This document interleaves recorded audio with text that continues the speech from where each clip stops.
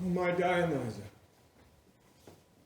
Shall we rest us here, and by relating tales of others' griefs, see if 'twill teach us to forget our own? That were to blow at fire and hope to quench it. No.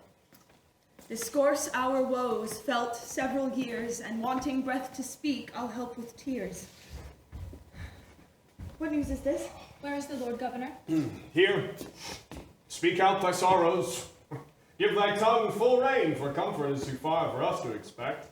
We have descried upon our neighboring shores a portly sail of ships make hitherward. I thought as much. One sorrow never comes, but brings an heir, redoubles it.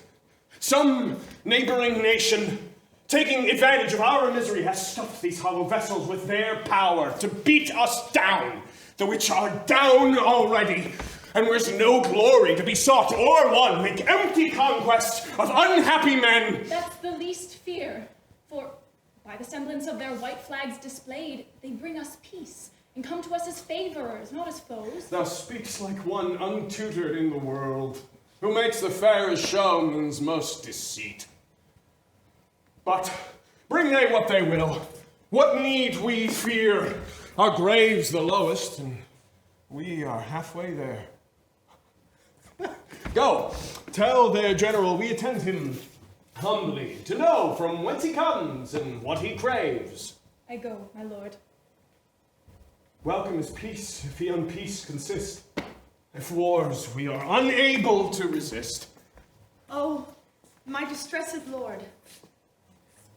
Oh, Dionysa, this Tarsus, o'er which I have the government, a city on whom before foul famine ravaged us, plenty held full hand, whose towers bore heads so high they kissed the clouds, and strangers ne'er beheld but wondered at, whose men and dames so jetted and adorned, like one another's glass to trim them by, their tables grown with such abundance.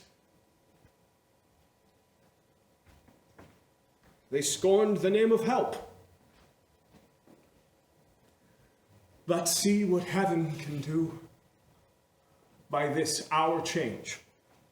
Those mouths who, but of late, earth, sea, and air were all too little to content and please, they now are starved for want of exercise.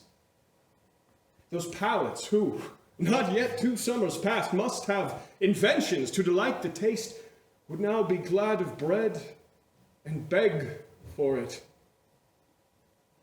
Those mothers who, to nuzzle up their babes, thought not too curious, are ready now to eat those little darlings whom they loved.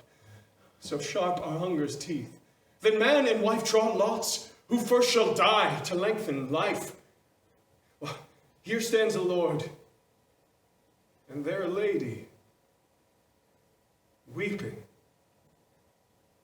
Here many sink, yet those which see them fall have scarce the strength to give them burial. Is not this true?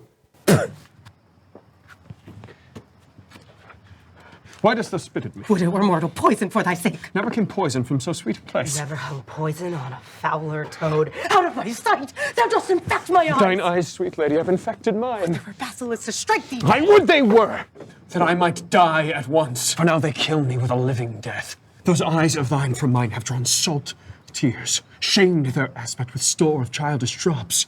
Mine eyes which never shed remorseful tear. No, when thy warlike father, like a child, told the sad story of my father's death, and 20 times made pause to sob and weep, that all the standers by had wet their cheeks like trees bedashed with rain. In that sad time my manly eyes did scorn an humble tear, but with those sorrows could not thence exhale thy beauty hath, and made them blind with weeping. I never sued to friend nor enemy.